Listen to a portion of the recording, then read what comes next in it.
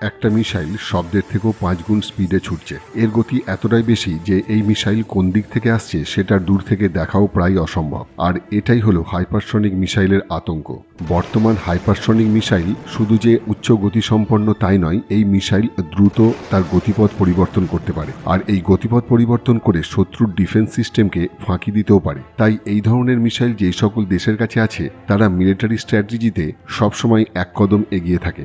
যেমন রাশিয়ার Kinzhal hypersonic missile. এই মিসাইলের স্পিড অবিশ্বাস্যভাবে ম্যাক 10 অর্থাৎ শব্দের গতির থেকেও 10 গুণ বেশি। এই মিসাইল মুম্বাই থেকে দিল্লি পৌঁছাবে 15 মিনিটেরও কম সময়। 2000 কিলোমিটার দূরের লক্ষ্যবস্তুকে নির্ভুলভাবে আঘাত করতে পারে। এই মিসাইলের আসল ক্ষমতা হলো এই মিসাইল তার গতিপথ পরিবর্তনে পটু। শত্রুপক্ষের র্যাডার এই মিসাইলকে ট্রেস করতে প্রায় অক্ষম বলা যায়। যদিও ট্রেস করতে পারে তা একেবারে শেষ মুহূর্তে। এই মিসাইলের গতি, ক্ষমতা ও নমনীয়তা হাইপারসনিক মিসাইলের দৌড়ে রাশিয়াকে বেশ কিছুটা এগিয়ে রেখেছে।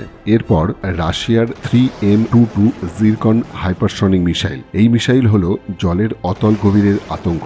এই মিসাইল জলের তলায় যেন এক মারাত্মক শিকারী যে সবসময় শিকারকে আক্রমণে প্রস্তুত। এই জিরকন হাইপারসনিক মিসাইল যুদ্ধ জাহাজ বা সাবমেরিন থেকে ফায়ার করা হয়। এই মিসাইল কয়েকশো কিলোমিটার দূরের লক্ষ্যবস্তুকে ম্যাক 9 স্পিডে নির্ভুলভাবে আঘাত করতে পারে। এই মিসাইল ফায়ার করার পর জলের ওপরে কিন্তু জলের খুব কাছাকাছি ওড়ে। এর ফলে শত্রুপক্ষের র্যাডারে এই মিসাইল ধরা পড়ে না।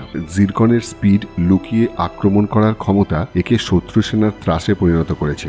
210 মিলিয়নের জিরকন মিসাইল খুব সস্তা নয়, কিন্তু রাশিয়ান সেনাবাহিনীকে পৃথিবীর অন্যতম শক্তিশালী নৌবাহিনীতে পরিণত করতে এই মিসাইল অপরিহার্য।